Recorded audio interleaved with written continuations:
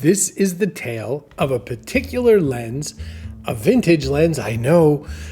But there's this movie I love to quote, and it's Philip Seymour Hoffman. And he says, I am a big fan of radio control. Only for me, I am a fan of vintage lenses. But this story's crazy because this is all around one specific lens called the Helios 44-2, and the 2 is important, from the Soviet era, which was a copy of a lens from stealing the design of this guy, Carl Zeiss, who had a lens called the Jena. This is a whole long story about how I wanted the lens, how I didn't get the lens immediately, some of the ups and downs of trying to get the lens, and it's a story about what I learned along the way. Plus, I'm going to take some vintage photos, I'm going to take some regular photos with these vintage lenses so you can see what they're about and which ones are good or not so good for me. There's a good financial reason to love vintage lenses. None of those lenses I showed you, well, one of them, almost all of the lenses I showed you cost less than $100 US. That's one reason, but that's not the only reason why I like what I like. I love vintage lenses because they have a lot of character. What does that mean? It means that when you shoot with them, they don't look as crisp and sterile and technologically solid as modern stuff. It looks like a little more old-timey. And I think we've come to this weird event horizon where we've decided maybe things are just too sharp now, and some of us are coming back the other way. So in a very Chris Brogan move, I had an idea, but I didn't take into effect the weather scenario. So it is super windy, super gusty, gale force winds. And that's fine. Like, it doesn't impact me. I can go out and do photography in a lot of wind. But what I can't do is record and make it sound decent. So I'm going to have to probably do some voiceover work so I can shoot some stuff and take some photos and whatever. So I'll tell you the plan. What I did was I brought a big fistful of vintage lenses out to show kind of different experiences with the different lenses. But what I'm really going to do is tell a story, and I'm going to tell a story about kind of what got me hooked on this and how I got started. And what's fun about this story is it spans very many months. There are very many tosses and turns to it. So it's kind of like a weird obsession story that you don't exactly have to love photography to care about the end of it. But if you do like photography, it'll be fun that way. If you don't, this is still kind of like a funny story of like research and failed attempts and small mistakes and managing to persevere in the end. But is it going to be everything I wanted it to be? Well, now you have to stick around and watch because you have to see how this thing turns out. So I'm going to go shoot some video that I'll do and some photos, and I'll do voiceover for it because it's so freaking windy out. So my idea here is pretty simple. I just basically wanted to take a couple shots in a very particular scene. I'm in Portsmouth, New Hampshire, and I shoot this cute orange bike against this wall. Just one lens in this case. This is the Asahi Pentax Super Takumar 24mm f3.5, I think it is. And I've been using this lens a lot lately, and this is me just showing a shot with it. And then it dawned on me, how am I ever going to talk to you about the different kinds of vintage lenses I have and what they do and why and all that sort of thing if I don't have some kind of consistency with what I shot? So first I drive 30-ish minutes away from my house, forget that it's going to be freezing cold. I am outside freezing my bippy off, and then I realize I better have to shoot sort of apples to apples, or in this case, candy canes to candy canes. This first one is the Asahi 24mm one that I told you about. Pretty nice looking image, right? Not a lot of background blur, but generally a nice image. This is the Asahi Pentax Super Multi-Coated Takumar 50mm f1.4. This lens, I think, has such beautiful color. This one is beautiful. It absolutely has such great rendering, and it definitely just feels so crisp and clear and shiny and wonderful, and I love it. Later, I'm going to talk a little bit about which lenses I got in which order. This is the first vintage lens I got, which is the Minolta Rockcore 58mm f1.4, and I've had a little trouble wrangling it. I can't get it to seem as sharp as the other ones, but boy, look at that blurry bokeh background. That is a thing that a lot of people like in these moments. So if I could get the front as crisp as I could, the background would look better. But it is also different than what I just showed you with my other one, the super multi-coated Takumar. Like, you can see such a difference in how the lens is handling these lighting situations, right? The difference in how it perceives light and color is visible in this. That's the neat thing. It's like you're not using some kind of digital effect. This is glass telling me what is or isn't going to look like on a screen. This is one I don't actually even know a whole lot about. It's called the Canon FD, and I really love it because it just has beautiful colors. This is a 50mm, and it's f1.4, which means that it can get really creamy if I want in the back, but a very different kind of creamy. Like, go back to this one I just showed you before, and that's really creamy. And this one's like, I can be that way, but I don't have to be that way. I like this one because it could almost be as sharp as a modern lens, but is holding its own as a vintage. And I don't know, I really like this lens. I don't have as much of an emotional attachment, you could tell in my voice, but it's still neat to try. And now I'm going to go on to the Soviet ones. Okay, so this one is the Industar 50, which has been also nicknamed the Eagle's Eye.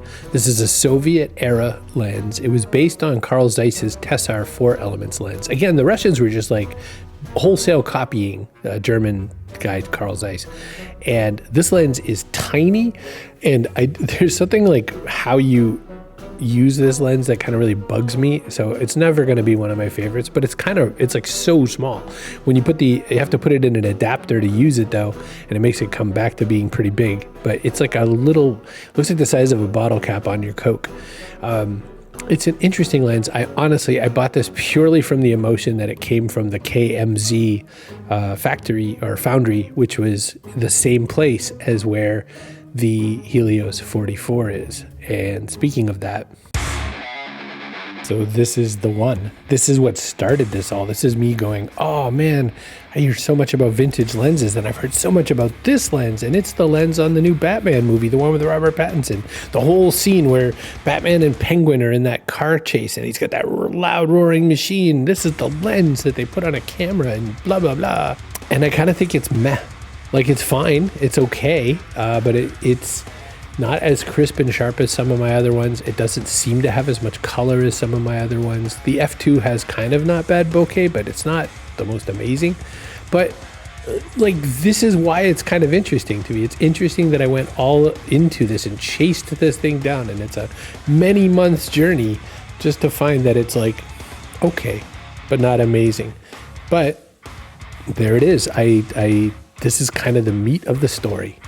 Now, I'm still waiting for the Helios to show up, and then I reread the one that I ordered, and I wanted the 44-2 from the KMZ factory. Now, there's 3 factories. I didn't tell you this part. There's 3 different factories. When the Soviets asked for this lens to be made, they said, copy this Carl Zeiss lens. This factory in Ukraine called KMZ, they make a really good copy of this lens. Some people argue that they like it more than the Carl Zeiss Jena that it copies. But they do that. And then they open this production up for this camera. This is, again, the 60s or so. They open up this lens production to other factories where it doesn't go as well for the factory workers, supposedly. And there's millions of them made, literally millions of these lenses made at these other factories, Voldai, and I forget the name of the third one. And the way you can tell which one's which is by a symbol on it. And I'm going to show you a different lens, also made from that same factory, in that same era. And if you see the little logo on it, that's how you know it's from that factory. At least that's what I was understanding. That's kind of what I picked up and learned. So then, in the process of this, I realized I'd ordered from the wrong place. I got the KMZ factory, but there's the 44-2. There are many, many other kinds, and one of them is the 44M. So when I start looking, I'm like, oh no, doesn't matter, because the delivery date comes and goes. This camera, this lens is nowhere to be seen. But in the meantime, I ordered this other lens. This is a KMZ lens, but it's called the Industar 50 millimeter something or other, f3 something. And they call it the Eagle Eye. And it has its own little story. And I was like, oh, that's kind of cool. But here I am. I'm sad because I didn't get my 44-2, which would have been a 44M, and I would have had to suck it up. So what did I do? There's this guy who makes videos on YouTube. His channel is called Simon's UTAC. I don't know what that means.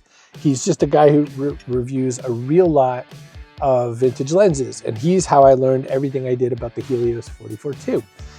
Meantime, while I'm still kind of feeling sad about my Helios 44-2, I order a different vintage lens. Again, remember these things, a modern lens costs like between $400 to $800 on average to thousands of dollars. And I'm ordering like $50, $60, $70 lenses, vintage from 60s and 70s. This is the Asahi Pentax Super Multi-Coated Takumar 50 millimeter f1.4. This is a thing of beauty. It is probably my favorite lens right now, bar none, modern or vintage. Super Multi-Coated Takumar 50 millimeter f1.4. It is great. It handles everything I've thrown at it. It is a pleasure. It is hard. It's like, you know, nice metal finish and all that sort of a thing. It is wonderful, and I love it. In the process of looking around at that lens, I found a different lens. This is the Asahi Pentax 28 millimeter Super Takumar. Notice the two words missing, multi-coated, super multi-coated. So this is just the Super Takumar. This lens has a different kind of color output than the SMC. And it's 24 millimeter, which is a lens size that now I'm trying to learn, because I was told that 50 is, you know, almost like easy, and you should try to figure out 24 and 28 because it gives you a better thing. So here I am with this lens. I ordered this from a guy, Jim, for like 30 something bucks, and it is a grand lens. I really enjoy it. It is usually pretty glued to my camera, except for shooting this video for you. And in the background, I've gone on Etsy and I have ordered from the KMZ Foundry the Helios 44-2. The KMZ Helios 44-2, not M, the one that I had been waiting for all this time, and it arrived. Look, if you sat through this whole video, here's the lesson, here's the thing. Number one, thank you for sitting through the video. Number two, if you haven't hit subscribe, please do. You have to be some kind of a weirdo or just like me a lot. Here's the lesson. The lesson is that in chasing all of those things, that sort of frenzy of chasing, I ended up realizing that I enjoyed a lot of other things along the way. You know, the total cliche, perhaps it was the friends we made along the way. You know, that's the whole concept that I'm going after, the whole thing I'm learning through photography as a meditation, are when can I apply these ideas and lessons to the rest of my life? This one, spot on. Don't chase the thing. Sometimes what you need is what you already have. Sometimes the best experience you can have is to really deeply experiment and explore what you already have. Maybe you don't need the new thing. Maybe you have the thing. This changed my outlook for the whole year to come because of my experience of chasing down that lens. There's something there to think about. There's just something I hope you give some consideration, and I hope that you stay with me for far less weird conversations just about how you can use meditation through photography and other ways to explore who you are and take on this chapter of your life. Thank you so much for your time. Chris@chrisbrogan.com if you want to drop me an email. I'll see you soon.